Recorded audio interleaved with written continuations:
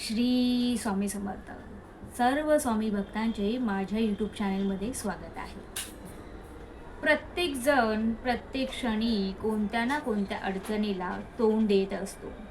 आपण नेहमी म्हणत असतो की वाईट वेळ ही कधीच सांगून येत नाही, त्याप्रमाणे चांगली वेळ ही कधी सांगून येत नाही. जर चांगल्या वेळेमध्ये आपण खुश असतो तर वाईट वेळेमध्ये आपल्याला दुःखी बनण्याचं कारणच नाही आहे. तरी पण खूप वेळा असं होतं की काय करावं हे आपल्याला सुचत नाही. वाईट वेळ ही चारही बाजूने आपल्यासमोर येऊन उभी असते आणि अशा क्षणी आपल्या मनामध्ये अचानकपणे स्वामींचा विचार येतो. खूप वेळा असं होतं की मनामध्ये विचारांचा काहोर जो असतो ना तो चालू असतो आणि सहजच आपल्याला श्री स्वामी समर्थ महाराज त्यांची एक झलक दाखवतात. स्वामी समोर येऊन उभे राहतात, त्यांची प्रतिमा आपल्याला दिसते आणि त्याच्या खाली लिहिलेलं असतं, भिवू नकोस, मी तुझ्या पाठीशी आहे. तर तुम्हाला नेहमी एकच लक्षात ठेवायचं आहे, जेव्हा केव्हा तुम्हाला असं वाटेल की मी खूप अडचणीत आहे, मला खूप साऱ्या दुःखांचं सामोरे मला तोंडी जावं लागतंय आणि ही दुःख माझ्यासाठीच का? काही गोष्टी तुम्ही इतरांबरोबर कधीच शेअर करू शकत नाही किंवा आपल्या गोष्टी, आपली जे दुःख आहेत, आपले ज्या अ, ती परिस्थिती आहे ती कुणाला सांगावी हे सुद्धा तेवढेच महत्त्वाचं आहे. कारण की खूप जण आपले दुःख ज्या व्यक्तीकडे आपण व्यक्त करतो त्याचं ते हसू करतात. तर एकच आपल्यासाठी, सर्व स्वामीं भक्तांसाठी एकच ठिकाण असं आहे ज्या ठिकाणी आपण आपल्या मनातलं सांगू शकतो, ती म्हणजे आपली स्वामी माऊली. खरंच तुम्ही हा जो उपाय मी सांगते ना, हा करून बघा.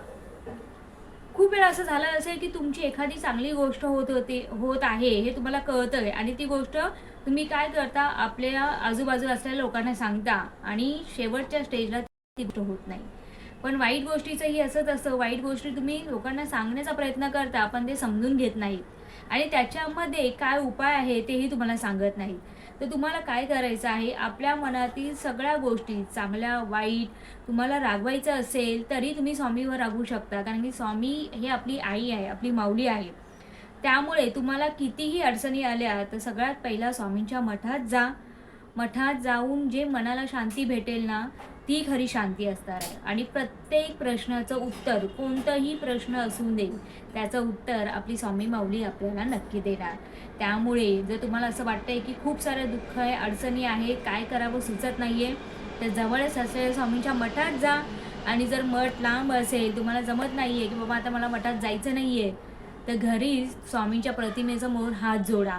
आणि तुम्हाला माहिती आहे का की एक गोष्ट ही नेहमी घडते की स्वामी आपल्याला त्यांच्या मठात बोलवतात, आपल्या त्यांच्याजवळ ते बोलवतातच. कितीही लांब तुमचं मठ असू दे, तुम्ही किती कामात बिझी असून द्या किंवा तुमची इच्छा नाही आहे, पण स्वामींनी ठरवलं ना की तुमचं दुःख दूर करायचं आहे, तर ते तुम्हाला ऑटोमॅटिकली त्यांच्या मठात, त्यांच्याजवळ नक्की बोलवतील. तर छोटासा व्हिडिओ मी तुम्हाला हा सांगण्याचा प्रयत्न केलेला आहे की मनामध्ये कितीही दुःख असेल, कितीही अडचणी असेल, तर एकच व्यक्ती आहे, एकच या जगामध्ये आहेत आपले स्वामी माऊली, जे तुम्हाला या संकटातून बाहेर काढतील. फक्त स्वामी जसे म्हणतात की घाबरू नकोस, भिवू नकोस, मी तुझ्या पाठीशी आहे. त्या वेळेमध्ये आपलं संयम कधीच सोडू नका. ह्याच्यानंतर अजून एक गोष्ट आहे की आपण एवढे दुःख सहन करतोय आणि स्वामी सेवेकरी असून मला ते दुःख का, हा प्रश्नही तुम्हाला पडत असेल.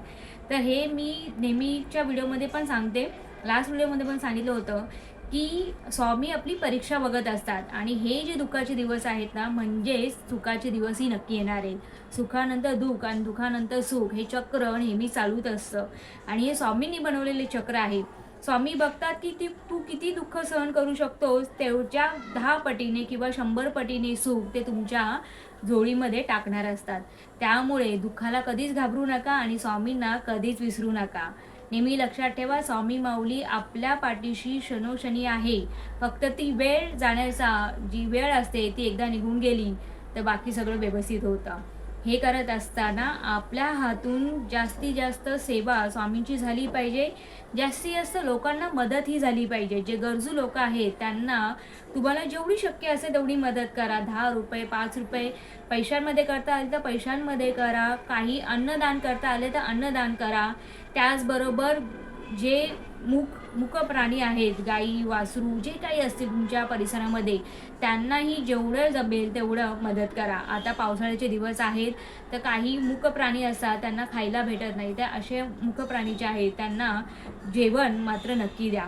एकच सांगण्याचं आहे, जेवढं दान धर्म कराल तेवढं तुम्हाला पुण्य भेटेल आणि स्वामी तुम्हाला दुःखाच्या चक्रव्यूहातून दूर करतील. कारण की आपण आध्यात्मिक आणि वैचारिक बाबतीमध्ये खूप सुखी आहोत, कारण की आपण स्वामींच्या चरणी लीन झालेले आहोत.